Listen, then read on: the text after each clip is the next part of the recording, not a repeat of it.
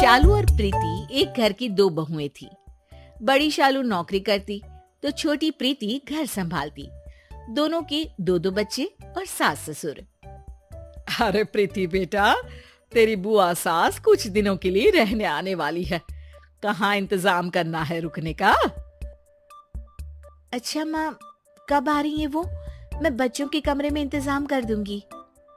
तभी बुआ सास सामान लेकर आ ही जाती है।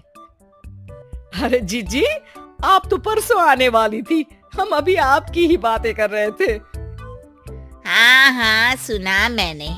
तू बोल रही थी कि मुझे कहाँ एडजस्ट करना है, वैसे ही जैसे तू माँ को एडजस्ट करती थी। बेचारी एडजस्टमेंट में ही चली गई। और ये जो हार तूने पहना है ना, वो मुझे देने वाली थी। तभी बड़ी बहू शालू आ जाती है।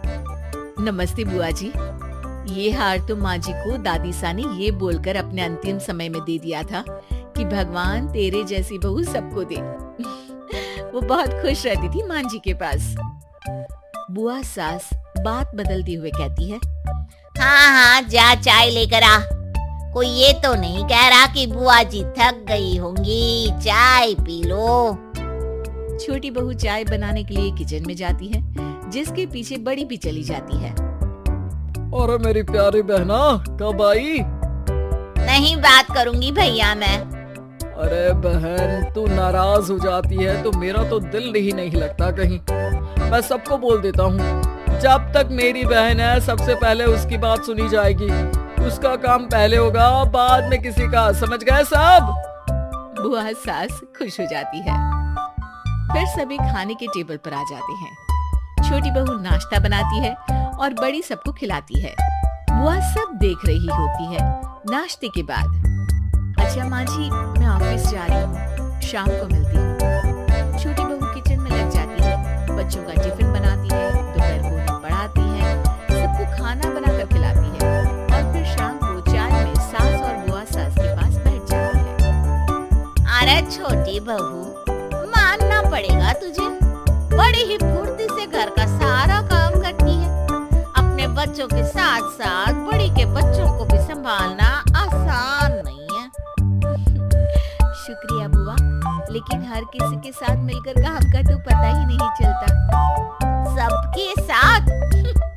मुझे तो तेरे साथ कोई ना दिखा। सुबह से देख रही हूँ, तू ही चाय बना रही है और वो तेरी बड़ी वाली सबको दिखाने के लिए परोस रही है कि सबको लगे कि उसने बनाया है। रे रे रे रे, कितना थक जाती है तू। और वो मैडम बनकर निकल जाती है। नहीं नहीं बुआ जी, ऐसा कुछ भी नहीं है। दीदी सुबह से उठकर माँ जी के मंदिर की तैयारी, घर की झाड़ पोंछ और किचन में सबको परोसने के साथ बच्चों को तैयार करती है।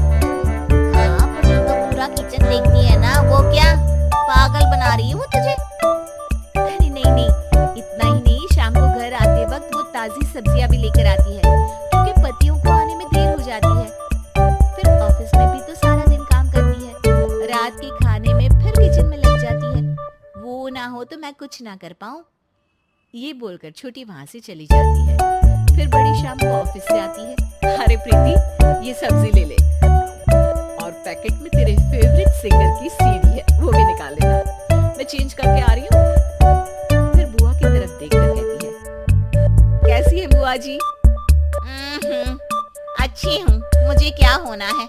तू बड़ी मैडम लग रही है इस साड़ी में। बेचारी छोटी को तो फुर्सत ही नहीं मिलती बाल भी झाड़ने को। बता रही थी आज मुझे कि कितनी परेशानी होती है उसे सारा दिन। हाँ बुआ जी, ठीक बोल रही हो आप। घर दिखना आसान नहीं है।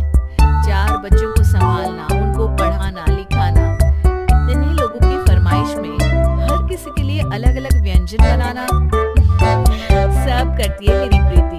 कहाँ मौका मिलता होगा। अच्छा, बाद में मिलती हूँ। ये कहकर शालू वहाँ से चली जाती है। सास सब सुन रही होती है। बुआ सास के पास जाती है। अरे जीजी, कहाँ दो दो बहुओं के बीच पीसी पड़ी हो? मुझे देखो कितनी मौज है, कभी बड़ी के पास तो कभी छोटी के पास। दोनों को अलग करके रखा है, ना बड़ी छोटी की शक्ल देखे ना छोटी बड़ी की, और दोनों के बीच में मैं मलाई खाती हूँ। तभी वहाँ छोटी बहू आ जाती है। माँ जी ये लीजिए दवाई, और हाँ मलाई खाने का सोचिएगा भी मत। आपको पता है ना डॉक्टर ने आपको मलाई खाने से मना किया है। सास भी बहू की बात को समझकर मुस्कुराने लगती है। अरे नहीं नहीं, मैं तो इस जिंदगी में ऐसी मलाई खाने की सोचूं भी ना। बुआ सास समझ नहीं पाती कि दोनों सास बहू कैसे उसी के सामने उसी का मजाक उड़ा रही हैं। लेकिन फिर बुआ सास हार नहीं मानती। अगली दोपहर किचन में जाकर छोटी से कहते हैं, सचमुच तुझे देखकर तो दया ही आती है मुझे। क्यों बुआ जी, मैं क्या इतनी बेचारी सी लगती हूँ? अरे नहीं नहीं, मैं तो ये बोल रही थी कि कितना काम करती है तू। नहीं बुआ जी, दीदी मुझे सुबह जबरदस्ती चाय और नाश्ता ना कराए तो मैं तो सारा दिन भूखी रह जाती। वो मेरे बिना नाश्ता नहीं करती, फिर उन्हें ऑफिस को देर ना हो जाए तो मुझे नाश्ता करना ही पड़ता है। वो मेरी जेठानी नहीं बहन जैसी है। बुआ की बात एक बार फिर सास सुन तो लेती है लेकिन कुछ नहीं कहती। शाम को बुआ बड़ी से कहती है, कितनी मेहनत करती है तू, घर का काम, बाहर ऑफिस का काम। अरे फिर क्यों इतनी मेहनत की कमाई को सीढ़ी खरीदने में बर्बाद करती है? बचाना सीख पैसा। अरे कैसी बात कर रही हैं बुआ जी? मैं जो आराम से बच्चों की फिक्र के बिना ऑफिस में काम कर लेती हूँ वो छोटी के कारण ही तो है। ना बाबा ना, मैं तो उसके बिना जीवन सोच ही नहीं सकती। वो मेरी छोटी बहन जैसी है। बहन का कोई शौक मैं पूरा कर सकूं, इसके लिए मुझे पैसे का मुंह देखने की कोई जरूरत नहीं है। अब तो क्या था, बुआ सास वहां से भी मुंह बनाकर बाहर आती है जहाँ खड़ी होती है सास। देखिए दीदी, एक बात बताती हूँ, ये दोनों बहन बनकर यहाँ रहती है। इस घर की मजबूत नींव है दोनों।